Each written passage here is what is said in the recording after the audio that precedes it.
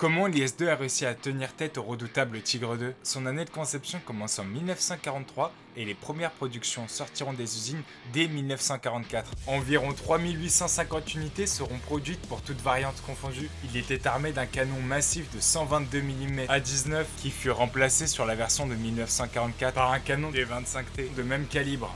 Doté d'un nouveau frein de bouche, le canon était capable de percer 145 mm de blindage à 1000 mètres. Dû à des projectiles allant jusqu'à 25 kg, le temps de rechargement était souvent très long. Pour pallier à ce problème, les ingénieurs ont équipé l'IS-2 d'un système de rechargement semi-automatique. Il était également équipé d'une mitrailleuse coaxiale DT de 7,62 mm. Il pouvait s'élancer à une vitesse environnant les 37 km/h sur route et 16 km/h en tout terrain. Tout ça grâce à son moteur V2IS de 520 chevaux. Pour son poids, on pouvait atteindre les 46 tonnes. Niveau protection, il était très bien équipé. Sur la caisse frontale, on retrouve entre 120 et 160 mm de blindage selon les sources. Son blindage frontal était incliné à environ 60 degrés, ce qui lui procurait du blindage accru et une meilleure chance de faire ricocher les obus. Son équipage, lui, était constitué de 4 personnes. Un commandant, un tireur, un chargeur et un pilote. Au-delà des chiffres et du blindage, c'est surtout l'impact du canon de 122 mm qui faisait la réputation de l'IS-2. Même sans toujours percer, un seul tir suffisait souvent à neutraliser un char ennemi. Tourelle arrachée, équipage hors combat, structure brisée par la violence des impacts. Face à lui, même des chars aussi redoutables que le Tigre 2 n'étaient jamais en sécurité.